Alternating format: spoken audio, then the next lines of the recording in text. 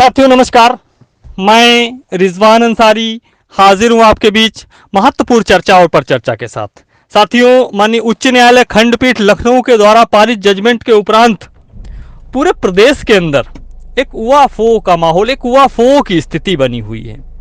पूरे प्रदेश से तमाम साथियों के फोन कॉल्स और मैसेजेस हमें प्राप्त हो रहे हैं। हम पूरे के पूरे मामले पे लगातार नजर बनाए हुए थे। हम हमारे वकीलों के संपर्क में लगातार बने हुए थे, लखनऊ से लेकर दिल्ली तक। हमारी टीम कॉन्फ्रेंसिंग के जरिए घंटों घंटों लंबी चर्चा और मंथन पूरे के पूरे मामले पे कर रही थी। पूरे के पूरे जजमेंट पे कई कई बार अध्ययन करने के बाद हमने और हमारे वकीलों ने यह पाया कि जजमेंट में कई प्रकार की खामियां और कई प्रकार की कमियां हैं। तमाम जगह पे कानूनों को, नियमों को दरकिनार करते हुए जजमेंट को पारित किया गया है। हमारी टीम ने, चूंकि भारतीय संविधान हमें यह अधिकार देता है कि यदि आप किसी न्यायालय के द्वारा पारित जजमेंट से पूर्णतया संतुष्ट नहीं है तो उसके उच्च सदन में, उच्च जो न्यायालय हैं, वहां पे आप अपील दायर कर सकते हैं। सिंगल बेंच में हम जीते थे, हमारा विपक्ष उसे संतुष्ट नहीं था, उन्होंने डबल बेंच में अपील दायर की, उनको वो अधिकार था। साथियों, हमारी टीम ने सर्वसम्मति से यह निर्णय लिया है कि भारतीय संविधान जो हमें संवैधानिक अधिकार देता है, उसी अधिकार के तहत हम भारतीय न्याय व्यवस्थापिका के सर्वोच्च न्याय मंदिर, माननीय सर्वोच्च न्यायालय में अपील दायर करने जा रहे हैं। साथियों, हमने जब पूरे के पूरे जजमेंट पे नजर दौड़ाई, पूरे के पूरे जजमेंट का जब अध्ययन किया तो तमाम चीजें मिली, पूरे प्रदेश को भी मिली होंगी। हम उन पे चर्चा नहीं करना चाह रहे हैं इस समय, लेकिन मैं जरूर चर्चा करूंगा ऑपरेटिंग पार्ट पे। ऑपरेटिंग पार्ट ये कहता है कि स्टेट की जो अपील है वो अलाउ है, मतलब हम लोग हारे हैं। साथियों, मैं चूंकि लीड कर रहा था सिंगल बेंच से लगा के डबल बेंच तक, अपनी टीम की तरफ से मैं स्वयं अपने कंधों पे, अपने सिर पे इस हार का जिम्मा लेता हूं। साथियों, हार का जिम्मा लेना एक बड़े जिगर का काम होता है। हार से दुबक कर बैठ जाना वो कायरता कहलाता है। हार से सीखकर आगे बढ़ना और जो गलतियां आपने की हैं उनको भविष्य में न दोहराना, अगर आप ऐसा कार्य करते हैं तो निश्चित ही परिणाम आपके अनुकूल, आपकी सोच के अनुरूप आपको प्राप्त होंगे। ऐसा ही हमने अहद और संकल्प लिया है। जो गलतियां, जो कमियां हमसे हुई या स्थितियों परिस्थितियों के अनुसार हुई, उन गलतियों को हम भविष्य में दोहराने नहीं जा रहे हैं। हम बात तो नहीं करना चाहते हैं जो बीत गया है, लेकिन जरूर मुझे याद आ रहा है जब एक किसी बेंच विशेष में सुनवाई चल रही थी, कुछ दिनों के लिए वो बेंच नहीं बैठ रही थी। उस समय एप्लीकेशन देके और कई तरह से हमारे ऊपर ये आरोप लगाया गया था कि हम भर्ती को लंबा खींचना चाह रहे। वास्तव में हम भर्ती को लंबा नहीं खींचना चाह रहे थे, हम आपके साथ भर्ती को चाह रहे थे। उस समय हमारी सोच कुछ और थी, लेकिन दबाव में, प्रभाव में हमें वो निर्णय लेना पड़ा था। जिन वकीलों ने, जिस वकीलों के पैनल ने आपको सिंगल बेंच में हमें विजयश्री दिलवाई थी, उन वकीलों को किन परिस्थितियों में हमें पवेलियन में बिठाना पड़ा था, यह आपसे छुपा नहीं है। बहरहाल, हम उन बातों पे नहीं जाना चाहते हैं, उसे मुद्दा नहीं बनाना चाहते हैं, उन पे चर्चा और परिचर्चा भी नहीं करना चाहते हैं।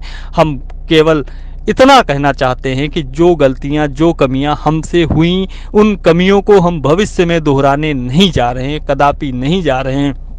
हम किसी भी प्रकार के दबाव में, किसी भी प्रकार के प्रभाव में, किसी भी स्थिति में नहीं आने जा रहे हैं। ऐसा संकल्प, ऐसा निश्चय, ऐसा नियम हमारी टीम ने अपने लिए, खुद के लिए बनाया है। कुछ कानून हमने अपने लिए निर्धारित किए हैं, कुछ सीमाएं हमने अपने लिए, कुछ रेखाएं हमने अपने लिए खींच दी हैं कि इनके बाहर अब हमें नहीं निकल के जाना है।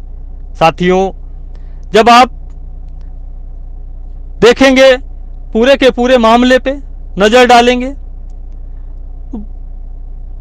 माननीय कोर्ट के जजमेंट में लिखा गया है कि 1972 का जो 19 का रूल 1 है, वो ये कहता है कि राज्यपाल को पावर है समय समय पे संशोधन करने का, और उसी हिसाब से उन्होंने 23वां 24वां 25वां संशोधन किया। माननीय कोर्ट यह लिखना भूल गई कि उसी का नियम 2 भी है, 19 का नियम 2 भी है, जो यह कहता है कि किया गया संशोधन उसी तिथि से लागू होगा। हमने माननीय न्यायालय में रिटर्न सबमिशन के रूप में, मुझे याद है 51 जजमेंट थे, उनका एक पूरा का पूरा बंडल जो 700 से ज्यादा पेज का था, वो दाखिल किया था, जिसका एप्लीकेशन नंबर भी हमारे पास में। उस पूरे के पूरे 700 पेज से एक भी पॉइंट, एक सिंगल वर्ड पूरे जजमेंट के अंदर नहीं लिखा गया। उन्होंने बीएड को जो संख्या थी वायलेट करने के लिए उनकी बातों को तो कंसीडर किया, लेकिन हमने जो तर्क दिए थे उन तर्कों को लिखा ही नहीं गया जजमेंट के अंदर। आर्टिकल 14, माननीय सर्वोच्च न्यायालय ही अब फैसला करेगा, माननीय सर्वोच्च न्यायालय ही अब इस पे न्याय करेगा कि सर्वोच्च न्यायालय ने 25 जुलाई 2017 को जब समाज इंक्वेस्ट किया था, उस समय 2 अवसर दिए थे। उन दोनों अवसरों में दोनों अवसर 2 अभ्यर्थियों के लिए समान होने चाहिए। यदि अवसर समान नहीं है तो ये एक प्रकार से आर्टिकल जो 14 है भारतीय संविधान का जो मौलिक अधिकार है उसका उल्लंघन है, उसका हनन है। और किसी भी नियमावली, किसी भी कानून और किसी भी सरकार, किसी भी कोर्ट, सबसे ऊपर होता है संविधान और संविधान के आर्टिकल। साथियों, हम आपको आश्वस्त करते चलें कि अंततः विजय श्री हमारी ही होगी, अंततः विजय श्री को हम ही वर्ण करेंगे। आपके लिए या एक नौकरी का सवाल, आपके लिए एक अदद भविष्य का सवाल, आपके लिए एक अदद जीविका का सवाल है। आपकी मनोदशा, आपकी स्थिति को भी हम भली भांति समझते हैं, परखते हैं, जानते हैं अच्छी तरीके से। हम महसूस कर सकते हैं आपके दर्द को। जीवन के इस पड़ाव में जहां पर आप हैं, वहां पर इस प्रकार का मोड़ आना अपने आप में ही चिंता का विषय होता है। लेकिन आपको यह विचार करना होगा कि आपके लिए एक अदद नौकरी का सवाल है। हमारे लिए 2 रीजन है। एक अदद नौकरी के साथ साथ हमारी टीम के जो मान सम्मान और जो आत्म सम्मान था, जो हमारा आत्म गौरव था, कहीं ना कहीं उसको चोट लगी है और आत्म सम्मान हमारा गिरा है। वो उस आत्म सम्मान को पुनः जीवित करने के लिए हमें प्रत्येक दशा में, किसी भी सूरत में माननीय सर्वोच्च न्यायालय से विजय श्री प्राप्त करनी ही करनी होगी। साथियों, हम माननीय सर्वोच्च न्यायालय में दाखिल हो रहे हैं। हमारा कार्य अंडर प्रोसेस है। आप यकीन कर सकते हैं कि सर्वोच्च न्यायालय की सबसे बेहतर टीम, उत्तर प्रदेश का कोई भी सर्विस मैटर उस टेबल से गुजरे हुए बिना माननीय सर्वोच्च न्यायालय में दाखिल नहीं होता है। वो पैनल आपकी ड्राफ्टिंग का कार्य कर रहा है और पूरी रात जग के कार्य किया गया है। साथियों, हम बेहतर से बेहतर देने का प्रयास अवश्य करेंगे, लेकिन इस बार के नियम कुछ अलग हैं। इस प्रकार इस बार हम किन वकीलों को लाएंगे, हम किस प्रकार से बहस करेंगे, हमें क्या बोलना है और किस प्रकार से लड़ाई को लड़ना है, वो हम निर्धारित करेंगे। हम और हमारी टीम, हमारे वकील यह डिसाइड करेंगे कि किस समय हमें क्या डिसीजन लेना है।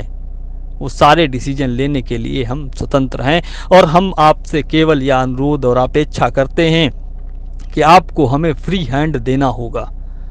ठीक वैसे ही जैसे बॉर्डर पे अगर आपका सिपाही खड़ा है और उसे खुली छूट दे दी जाए, खुली उसे उसके राइफल को खुला छोड़ दिया जाए, तो यकीन जानिए एक भी घुसपैठिया सीमा क्रॉस नहीं करके अंदर नहीं आ पाएगा, सीमा क्रॉस नहीं कर पाएगा। आप यकीन जानिए।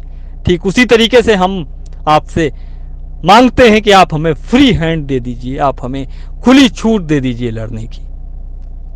और मैं कहना चाहता हूं हमारे उन तमाम जो साथी हैं जो विजय के जश्न में डूबे हुए हैं, हमारे गांव में एक कहावत है कि बकरे की जवानी 2.5 दिन की होती है, वो भी 1.5 टांग पे कूदता है। सोमवार, बुध या शुक्र को बाजार लगती है और उसकी जवानी खत्म हो जाती है।